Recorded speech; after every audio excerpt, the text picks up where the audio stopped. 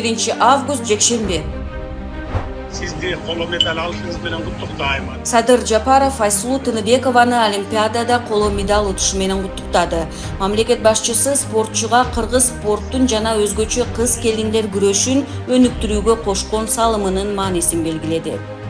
Азаматсың, Мунарбек элем, сен кандай кубансаң калтайган кыргыз калктын жаш кары дебей баарыбыз маңдай жарыла кубанып турабыз. Азаматсың элем, азаматсың. Өлкө башчысы Олимпиадада бокс боюнча күмүш медалдын ээси Мунарбек Сейитбек уулуну да куттуктады. Сен баарыбызга укмуш эмоцияларды тартууладың, бүткүл элдин сыймыгы болдуң, тарых жараткан жеңишиң менен куттуктайм, деди президент. Олимпиада оюндарында кыргызстандык жөөгүлүк Сардана Трофимова 92 спортчунун арасынан 14-орунду ээледи. Ал эми Балбан Айперимедет кызы коло үчүн беттеште жеңилип 5-орунга татыды. Париждеги жайкы Олимпиада оюндары Кыргызстандын спортчулары үчүн ийгиликтүү өттү. Жалпы 16 спортчу катышып, өлкө куржунуна алар 2 күмүш, 4 коло медаль салды. 12-август дүйшөмбү. Ысык көл районунда нөшөрлөп жааган жамгырдын кесепетинен Чолпон Ата шаарын Бостери, Бактуу Долоноттуу, Булан Сөгөттүү айылдарын сел каптады. Аккан суулар көчөлөрдү жана кээ бир үйлөрдү каптаган. Бишкекте 300дөн ашуун жарнама такталары алынды. Токтогул суу сактагычында суунун көлөмү 12 миллиард куб метрден ашты. Казарман, Жалал Абад жана Кербен аймактык аэропорттору жаңы сатып алынган учактар келсе эле каттамдарды кабыл алууга даяр. Бишкекте Орто Сай базарынын соодагерлерине кассалык аппараттар бекер таратылды.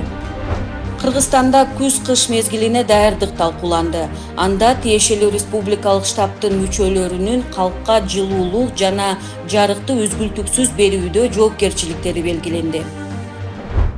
13-август шейшемби.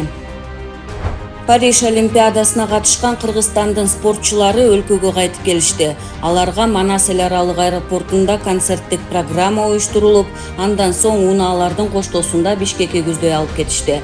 Президент Садыр Жапаров баш болуп, күйөрмандар спортчуларды эски аянтта тосуп алышты.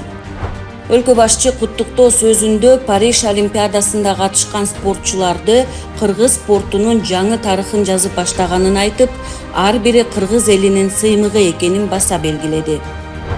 Ошондой эле спортчуларды сыйлоо аземи өттү. Анда күмүш медалдын ээлерине 10 миллион сомдон, коло медаль алгандарга 7 миллион сомдон, 5-орунду багындыргандарга 1 миллион сомдон, калган спортчуларга 500 миң сомдон акчалай сыйлыктар берилди. Мындан тышкары өлкөнүн намысын коргогон бардык 16 спортчуга 1 автоунаадан ыйгарылды. Акчалай сыйлыктар машыктыруучуларга да тапшырылды. Садыр Жапаров Япониянын премьер-министри Фумио Кисида менен телефон аркылуу сүйлөштү. Өлкө башчы жакында эле Япониянын түштүк батышында болгон жер титирөөгө байланыштуу Жапон элине колдоо сөздөрүн билдирди. Ысык көлдөгү нөшөрлүү жаандын кесепетинен Чолпон Ата шаарындагы Рух Ордо маданий борборун дагы сел каптады. Баткак басып калган комплексте 2 күнгө жабууга туура келди. Катар өлкөсүнүн дарыгерлери угуусу начар кичинекей кыргызстандыктарга бекер операция жасашат. Уюшкан кылмыштуу топторду каржылоого шектелип, ишкер Жалил Атамбаев жана Жогорку Кеңештин мурдагы депутаты кармалды.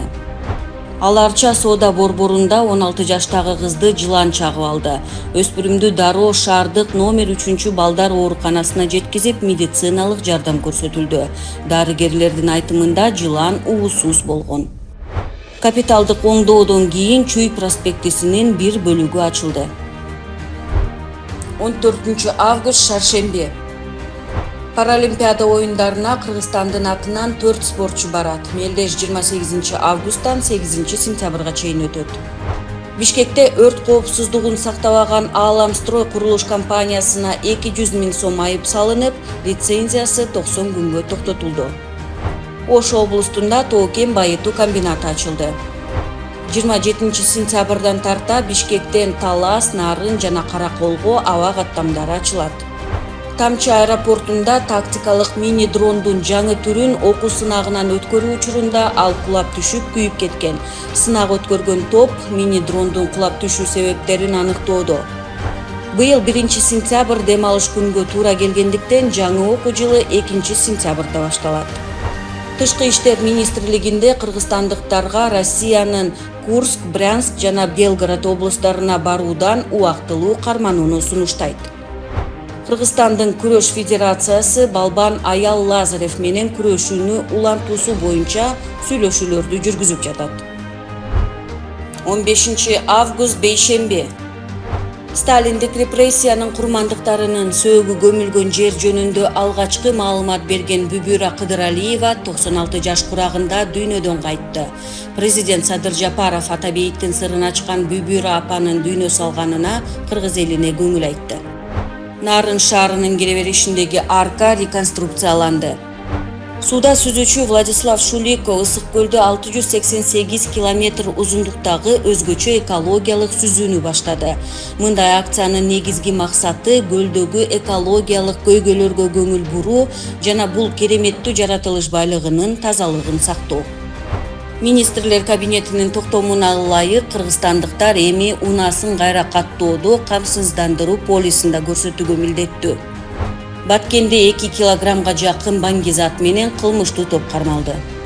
Кара Суу райондук соту тарабынан 5 жашар кызды зордуктаган деп айыпталган жаран өмүр бою эркинен ажыратылды. Бишкекте мопед жана мотоцикл айдагандарга карата рейд жүрүүдө. 16 август жума. Ысык көл облусунун Тоң районунда чагылгандан 60 баш кой өлдү. Автогаз боюнча кырдаал сентябрдын ортосунда Турукташ шаарынын антимонополия кызматынан билдиришти. Байышбек Астанкулов Талаш шаарынын мэри болуп дайындалды. Катталбаган мобилдик телефондорду өчүрүү башталды. Кыргызстандын уюлдук операторлоруна телефондор иштебей жатканы боюнча массалык даттануулар түшүп жатат. Өлкөнүн аймактарында автобекеттерди оңдоп түзөө иштери жүрүүдө.